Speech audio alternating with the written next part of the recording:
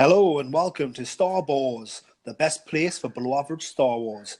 I'm your host Peter, and my other host is Alan. Alan, how are you doing today? I'm all right, Peter. How's you? Brilliant. Yes, I am great. It's been a great week. We've got two great pieces of news to talk about. First up, we have the Resistance Season 2 trailer. Resistance is returning in October for its second and final season, as they announced. We'll talk about that later as well. Yeah. But first of all, I just want to dive into the trailer and the things we saw. So first of all, what were your initial thoughts on the trailer, feelings you had? My initial thoughts were pretty much exactly the same as I watched the last film. It's a little bit Battlestar Galactica, but that's not too bad for me because I enjoy that series. You know, like we're basically looking like we're going to be running from planet to planet and just basically watching the First Order just take over everything as they're going along. You know. Yeah, very much like sort of a Lost in Space, but being chased through space. Yeah, that kind of thing. Yeah. Yeah, I definitely got that vibe as well. Very exciting, very tense. Was what I got from the trailer. It's very short cuts, lots of cutting from people in panic, but cutting to space battles. Lots of TIE fighters. Yeah, lots and lots of that. Yeah, I kind of get that vibe. They're going to find somewhere kind of settle. We're going to find some new pockets of resistance, and then all of a sudden, First Order is going to turn up, huge battle, and they've got to go to another planet. Possibly, yeah, and I think that would be great. I mean, what's great about this show now is that it's essentially running up alongside and past the events of The Last Jedi. So, sort of, at the end of that movie, we were left thinking, where did the Resistance go from here? Well, we might get answers or little inklings from this show, which is very exciting. Yeah, I kind of had a feeling that was going to go this way, you know. So it's nice to see that it actually kind of looks like it is, plus a few extra little answers, you know, or, well, questions that we see so far, but could be answers, you know, with that holocron thing. Yeah, definitely. Well, let's dive into that. So we'll not do that point first, but so I've just got a few things that I noticed in the trailer that I thought looked awesome. I just want to discuss them with yourself. Yeah. So first of all, we see the Colossus coming out of hyperspace and flying. I think that looks awesome. How the space station is a spaceship, and that's going to be there's going to be some craziness there. What's your thoughts on the space station turning into a spaceship? Well, it took me by surprise at the end of the first season. Let's put it that way, but it doesn't half look awesome, doesn't it? You know. Yeah, I mean, you've got a lot of chaos going on in there. You've got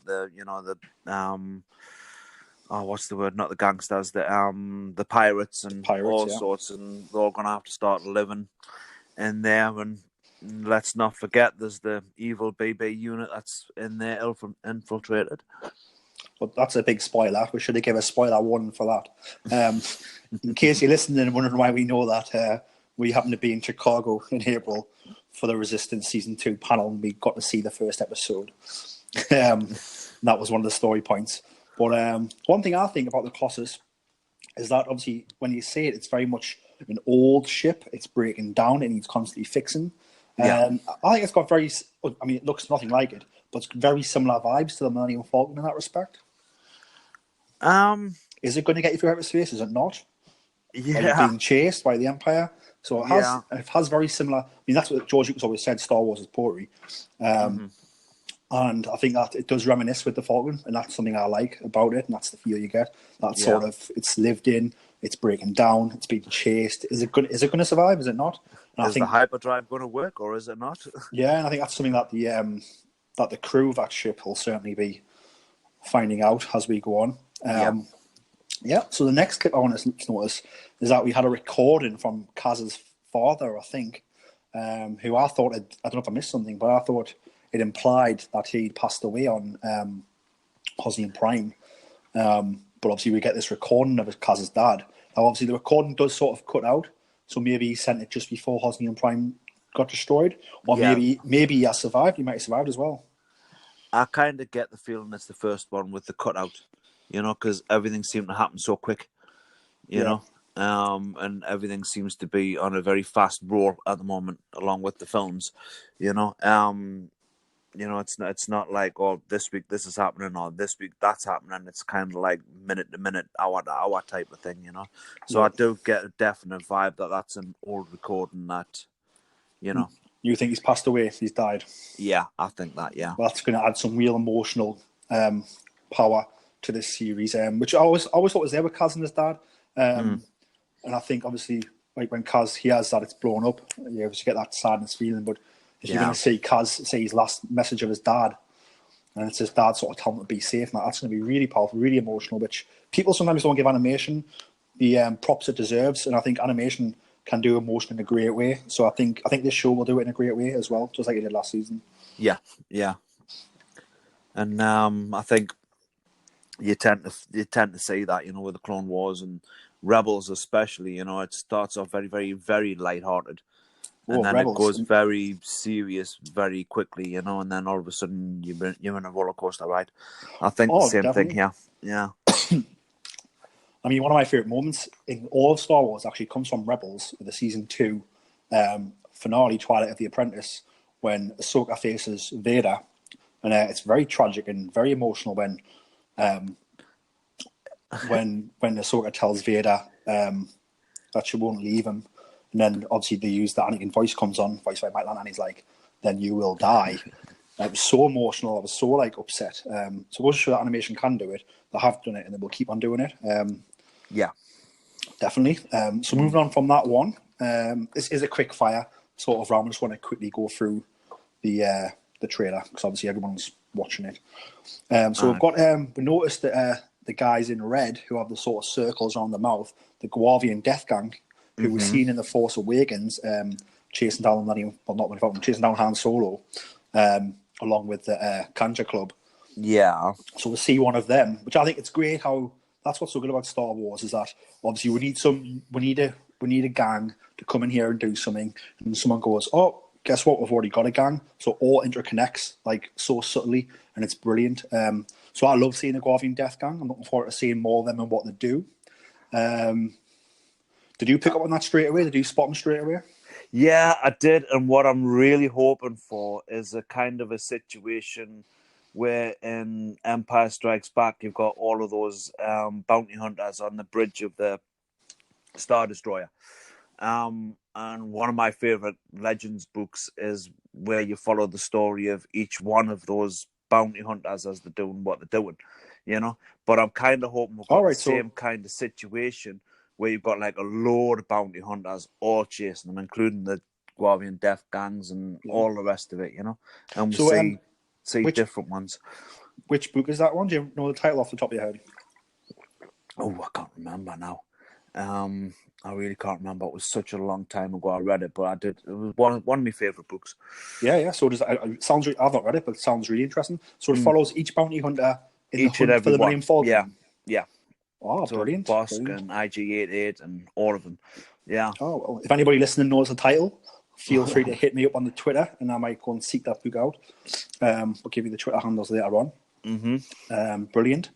One of my favourite scenes, which is perhaps a bit more lighthearted scene, was we got to see a hut. Yeah. What's your thoughts on the hut? Looks like to be a real character. Looks like one of the friendliest huts that we'll see in the galaxy. Yeah, he was very happy to see Hype Phase on, wasn't he? Yeah, there's a story there. Yeah, definitely. I loved his design, how he was sort of sitting upright in the chair, so his tail sort of come off the front like your legs would.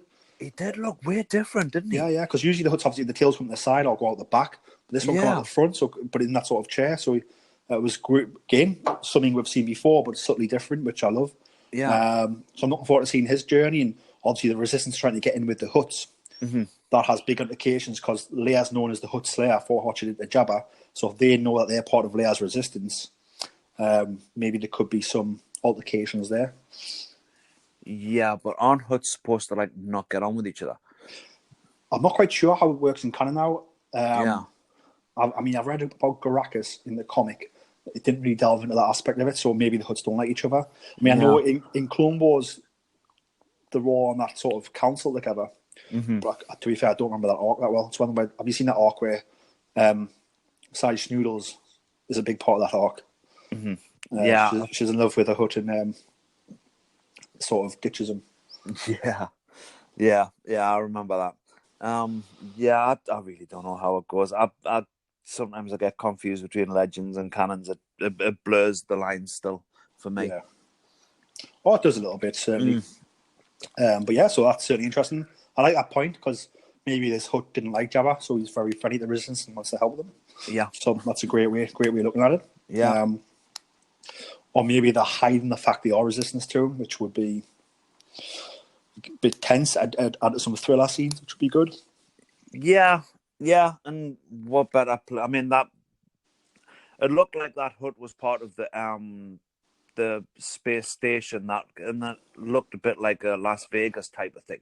You know what I mean? So what Oh, better so place to? you think he already lives on the Colossus? You mean? No, not the Colossus. There was a different ship there. There was like it had a load of lights coming off it, and it looked like it was like a casino type vibe to it. You know?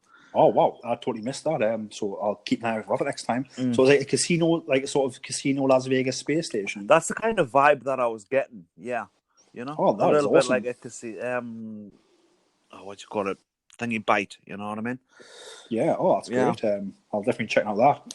And again, that's great to see something like that because obviously casinos, a lot of strange things can go down. A lot of classic American movies based in casinos and that type of thing going down, heists, things like that. So we're going to get that in this series, which again adds to the fun and the excitement that we're going to get.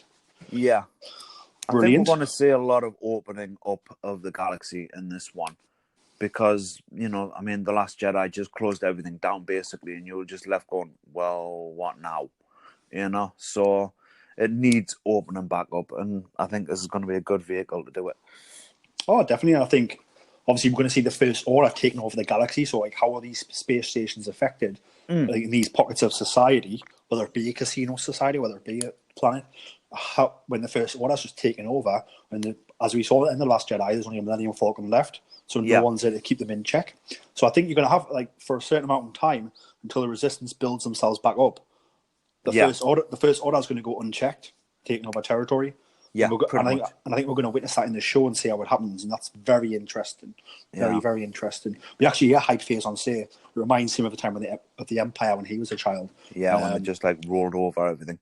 Yeah. So we're going to see that. So it's going to be great. Moving on from the Hutt, probably the happiest thing in the trailer. We're going to move on to something very, very spooky, very mystical. Obviously, they mentioned a power source from an ancient time. And when this first came on, my first thought was, and it showed an emblem, a sort of like a fish emblem type thing on the floor. Our first thought, oh, Jedi Temple.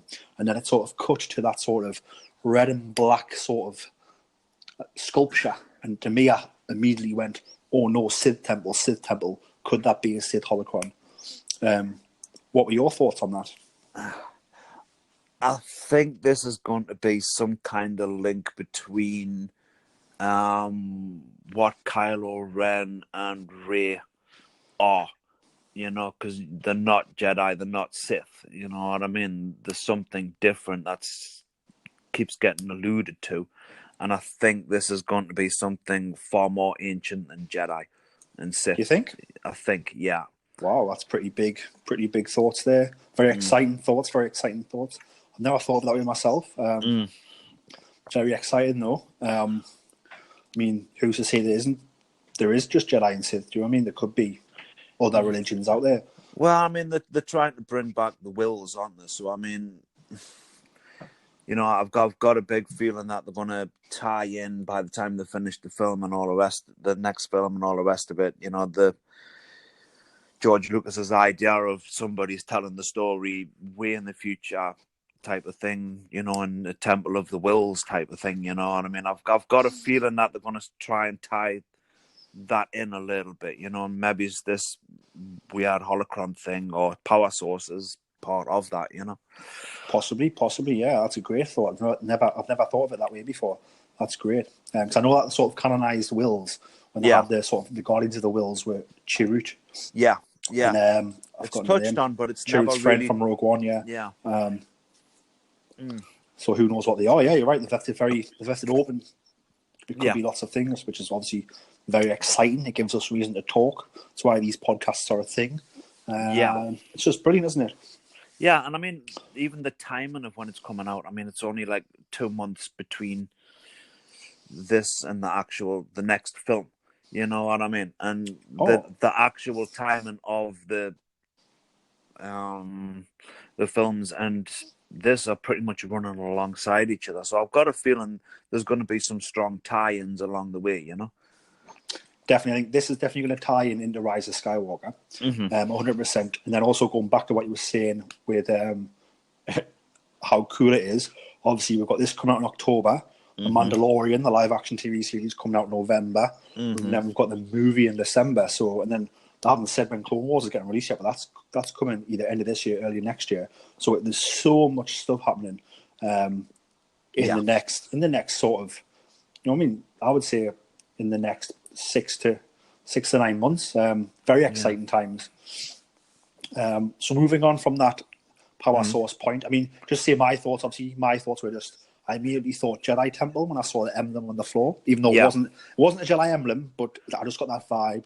And then when it cut to that sort of sculpture, I immediately thought took us back to Rebels. Yeah. When Maul's trying to get the Sith holocron, and I just thought that straight away. Yeah. So those were my thoughts, and that was very exciting because I love a bit of mythology, a bit of lore. We've been getting a lot of Sith mythology and lore in the Vader comics. So if anybody wants more of that, I recommend reading those.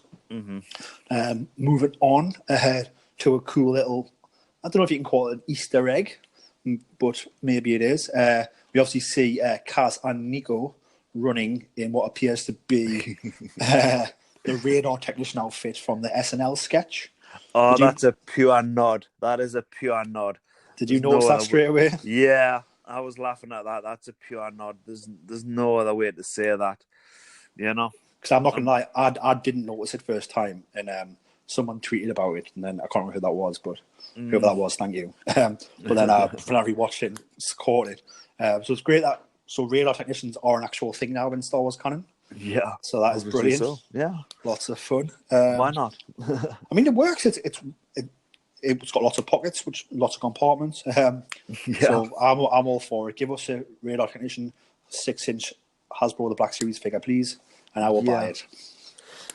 Just another quick point though, right? Because this has been bugging me because I've just rewatched it the day. But did you notice in the temple there was a guy standing there, and he seemed to have TIE fighter pilot's uniform on, but the arms were kind of ripped off? Yeah, he's one of the I can't remember his name off the top of my head. He's voiced by Stephen Stanton. Yeah. Or Stephen Staunton, however you pronounce his name. So he's one of the aces. He fights on the station. Oh, right. Okay. Yeah. Okay. Yeah. Because he's an ex-Imperial turned sort of ace fighter pilot, ace racer. All right. Right. Cool. All right.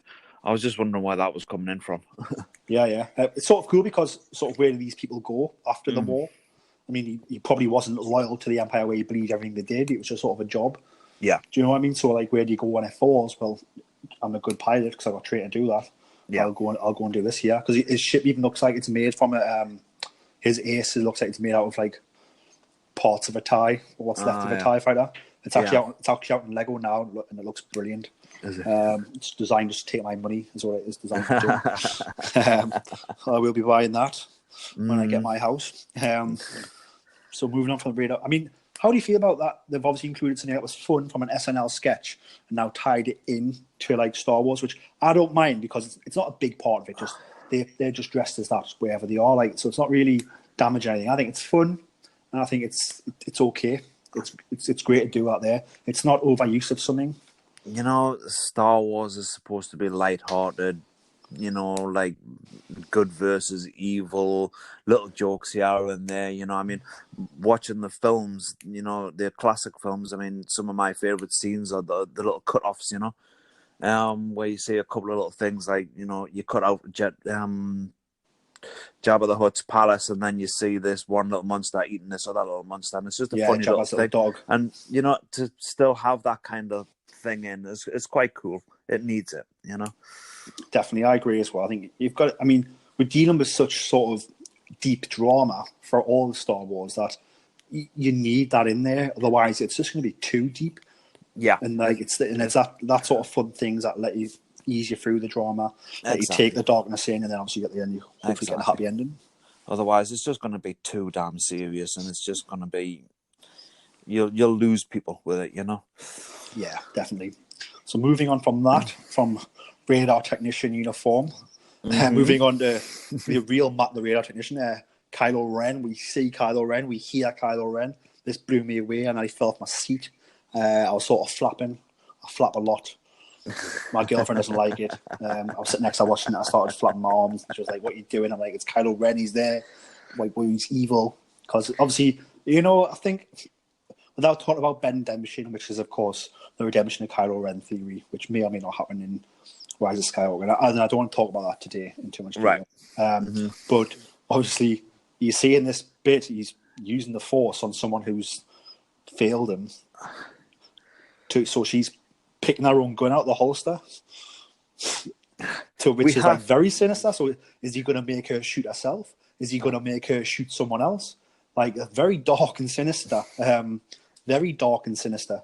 We have to see Kylo Ren as dark and sinister, because if we see Kylo Ren too often, you know, the Han Solo bit notwithstanding, but too often we see Kylo Ren pulling back and not being dark as sinister as what maybe he should be. So it has to be seen. We'll have to see it, you know? Yeah, because he's very conflicted, and I agree with that. He's very conflicted. And he's conflicted for a reason, and I like that.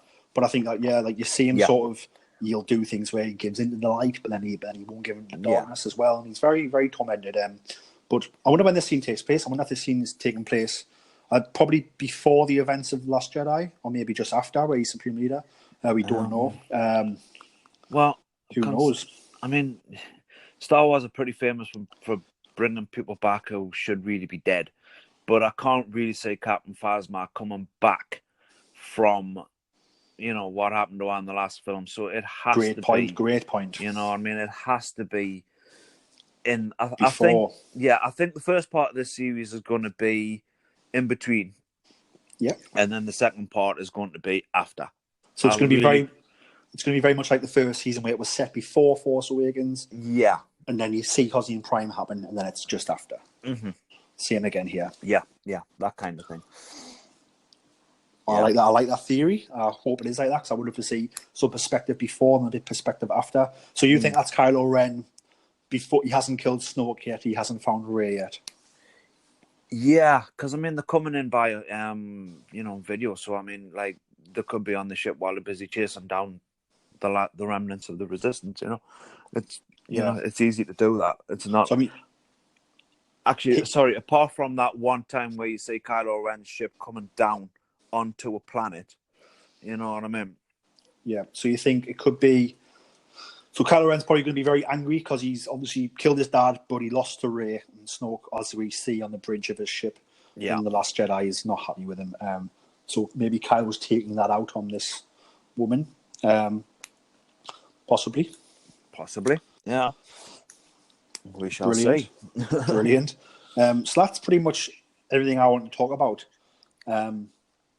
Like the bits that I saw in the trailer that I really loved. Any bits I've missed out that you want to talk about? Not really. I mean, I'm enjoying seeing so many what looks to be so many space battles, you know? And yeah, I mean, it is what it is. It's going to be a rip-roaring little ride, I think, to be honest with you. You know? Yeah, I mean, bringing up them space battles, obviously, there was a lot of quick cuts in that trailer.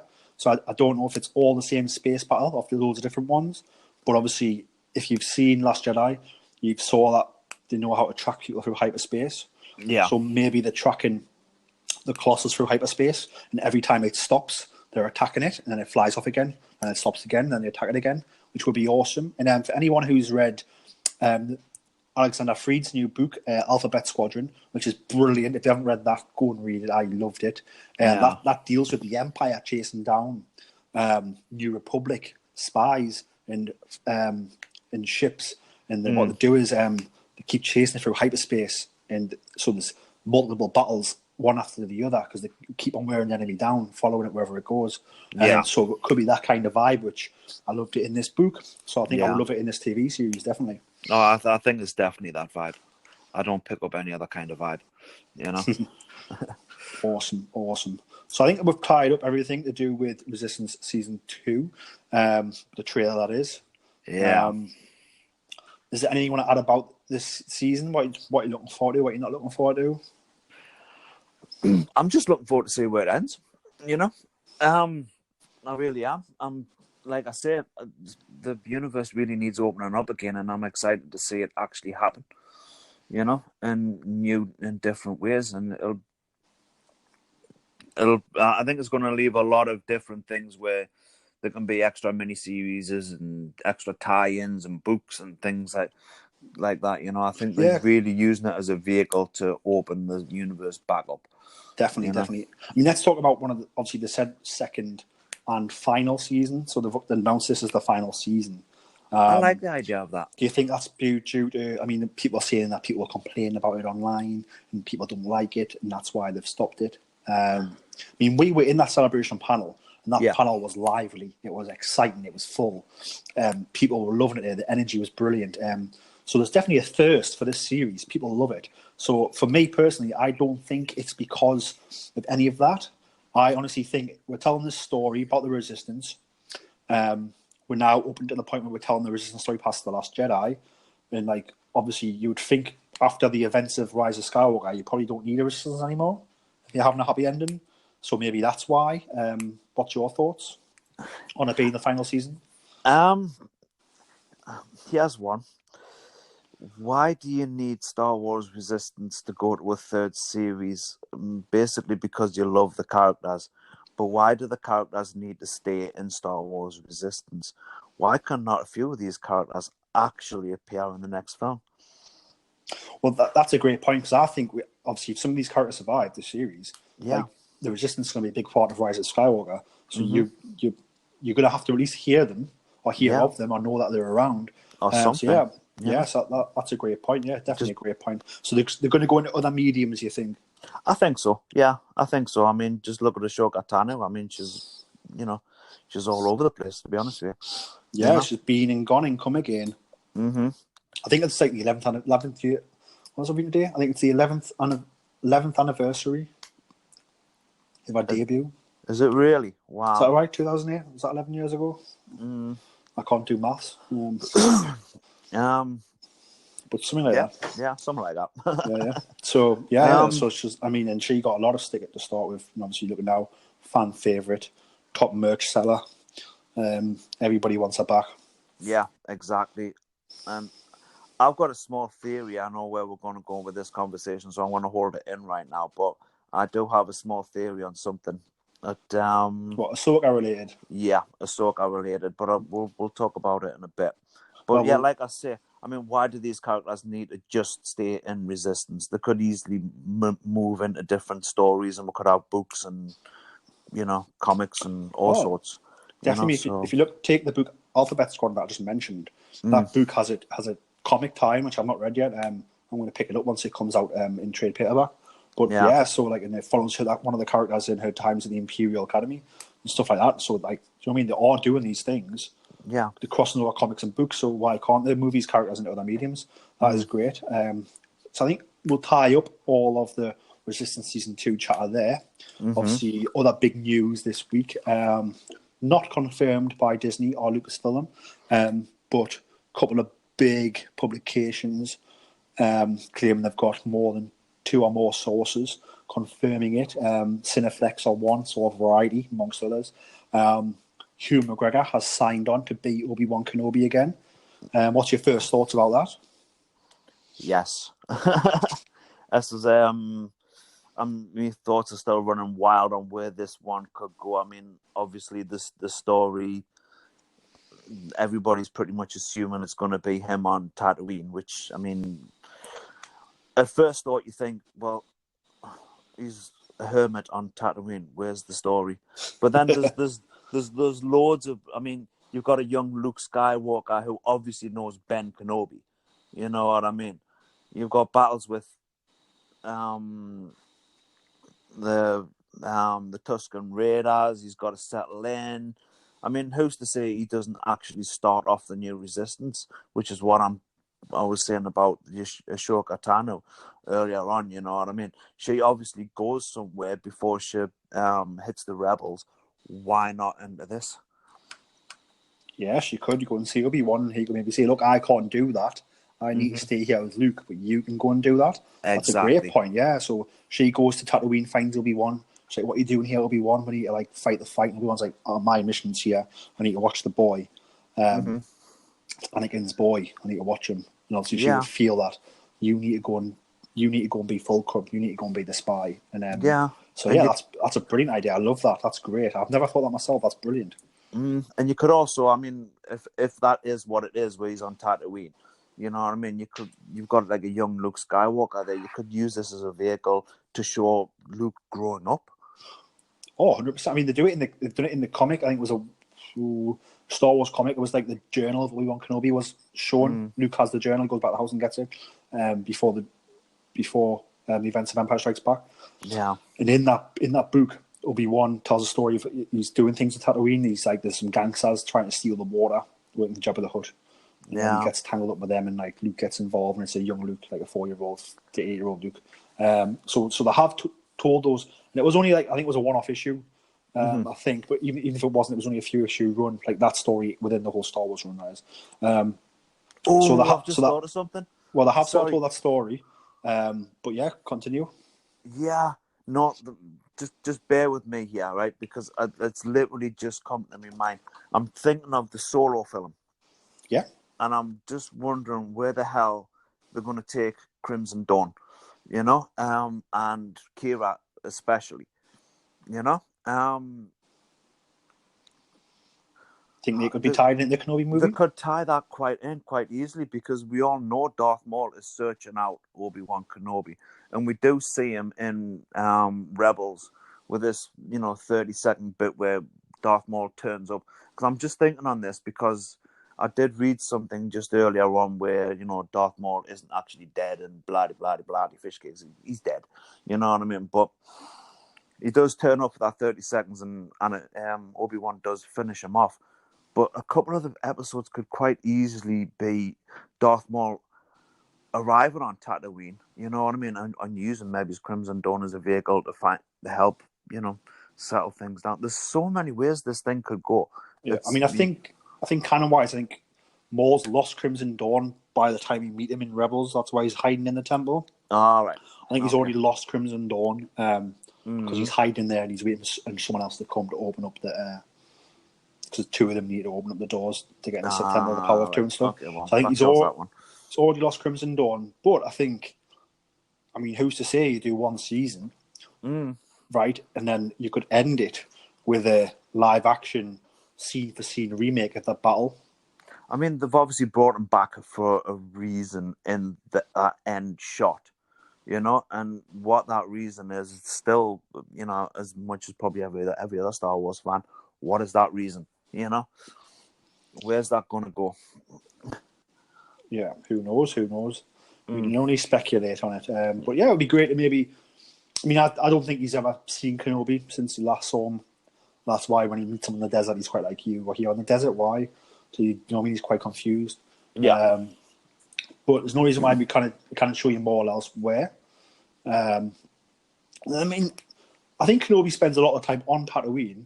But something to say in those early years, he doesn't go anywhere else. No, but I mean, it doesn't mean to say you can't control stuff or do other things. You know what I mean? Yep. So my question to you is it going to be a TV series or is it going to be a movie? TV series. TV series. Yeah, I think so as well. I think TV series, and I'd rather have 8 to 10 hours than 2 hours in a movie. Yeah. And I think, I mean, one thing's obviously I know that they've stepped away from the standalone movies now after Solo, the performance of Solo, which I think is a bit premature because I mean you had Rogue One, which was great, performed great. Solo performed not so good, mainly due to my opinion was release day and all sorts of schedule and all sorts of marketing. So I don't think it was the fault of the movie itself. But you've hit one out the ballpark and then you've been caught out one. So to me, like you're 1 for 1, like do another one. But like, do you know what I mean? It's not as if both have failed. Like you're 50-50, but They've obviously decided not to do Sandman movies. That's what they said, supposedly. I think it was more Yeah. of a Bob Iger decision than a Lucasfilm decision. But you know, give me more Star Wars. I love it. If you're gonna give me 10 episodes, 1 hour long, thank you very much. I'll take that. Exactly. You know what I mean? Awesome. I think that's wrapped up. This episode, really. There's the two things I wanted to talk about. Just a quick question before we wrap things up here. I love Star Wars merchandise. Have done since I was 4. I've picked up some great purchases lately. I want to tell you one about those because they were really good deals. If you're loving the figure action, I think you should definitely hit up the Entertainer. You should definitely hit up B&M Bargains. They've got some awesome figures in for cheap. I'm talking like Target exclusive Chewbacca from Solo for like £11. I'm talking like Rey in the special series with she comes with the scenery for like £24 instead of £50. I got a Kylo Ren who come with store unseen Kylo Ren who for £14. So if you're wanting these figs, and obviously there's a lot of places charge full price still for some of the merchandise that's very expensive, you need to be hitting up these places, B&M Bargains and the Entertainer. If you live in the UK, hit those places up and you'll find some great bargains. But speaking of Obi Wan, I picked up a great figure.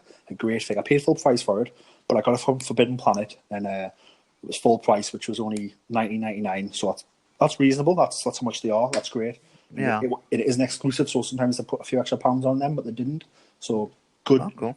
Good sport on them. Great job. So Hasbro have done a Obi-Wan Kenobi, but he's in the clone armor. So he's nice. the clone commander. Yeah. It's an awesome figure. Like I said, he was reasonably priced, $19.99. Cool. And obviously we're getting the Obi-Wan Kenobi show, so that'll tie off nicely there. If you've got any merch recently, Alan, any good buys or? No, not really. I'm still, I mean, as you know, I'm a bit of a model builder, and I've just finished off the stuff that I got from the celebration that we went to in Chicago, which was absolutely awesome. Is that the Fantasy Flight Games models? Yeah. No, not them ones. I haven't touched them ones because I want to really convert the hell out of them. I'm gonna all sorts coming out of them, but it's just working out how to do them. No, these were the Bandai ones, and the detail on them was just absolutely unreal. Bandai. Yeah. Where did you buy them from again?